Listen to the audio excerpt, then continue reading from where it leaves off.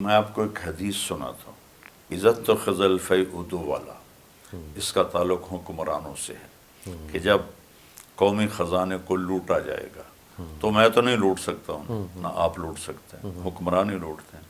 والامانۃ مغنما، کوئی امانت دار نہیں رہے گا۔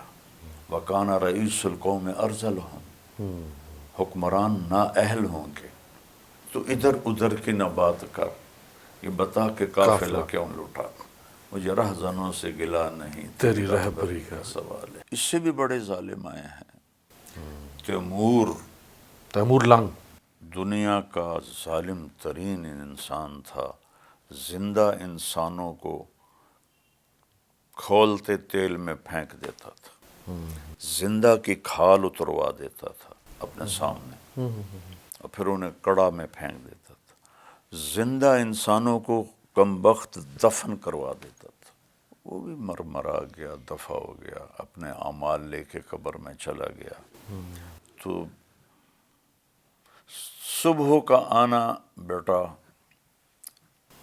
ضرور ہے، رات کتنی ہی لمبی ہو جائے صبح کو آپ روک نہیں سکتے۔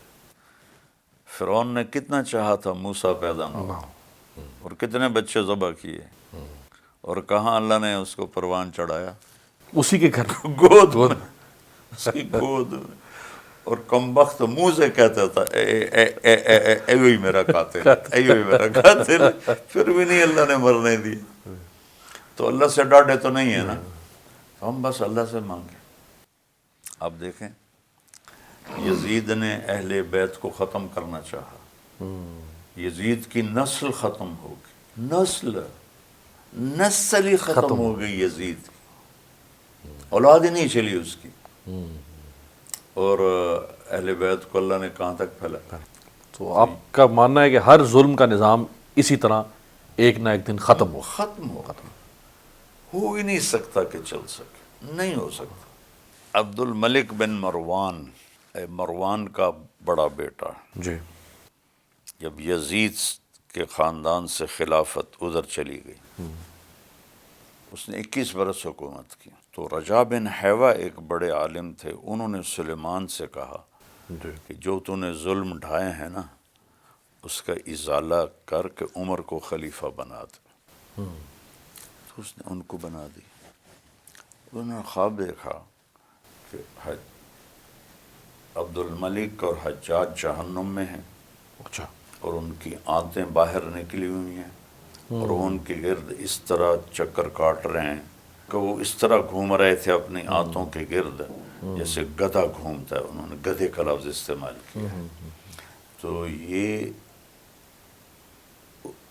اس بندے نے خواب دیکھا ہے جو عمر ثانی کہلاتے ہیں، اور پھر جو فزیکلی حقیقت میں دیکھا، جی، جب ان کا انتقال ہونے لگا تو انہوں نے بلایا اسی عالم کو جنہوں نے کہا تھا کہ عمر کو خلیفہ بنا دے۔ کہا دیکھو میں نے عبد الملک کو قبر میں اتارا، عبد الملک کی یہ جگہ سیب کی طرح تھی، یہ دانت تھوڑے سے اٹھے ہوئے تھے، یعنی یہ سیب کی طرح خوبصورت۔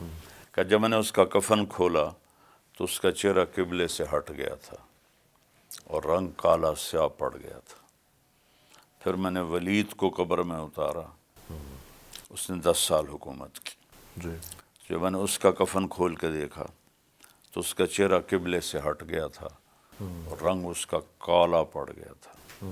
پھر میں نے سلیمان کو قبر میں اتارا، سلیمان کے ساتھ تو یہ ہوا کہ جب اس کی ڈیڈ باڈی قبر کے قریب کی گئی تو وہ ہلنے لگا، تو اس کے بیٹوں نے کہا کہ ہمارا باپ زندہ ہے، تو حضرت عمر نے فرمایا نہیں بھتیجو، عذاب قبر پہلے شروع ہو گیا ہے۔ ولید بن عبد الملک تہجد میں روزانہ امیر میاں 10 سپارے کھڑے ہو کے پڑھتا تھا، 10 پارے، بڑے سے بڑا ولی اللہ نہیں پڑھ سکتا۔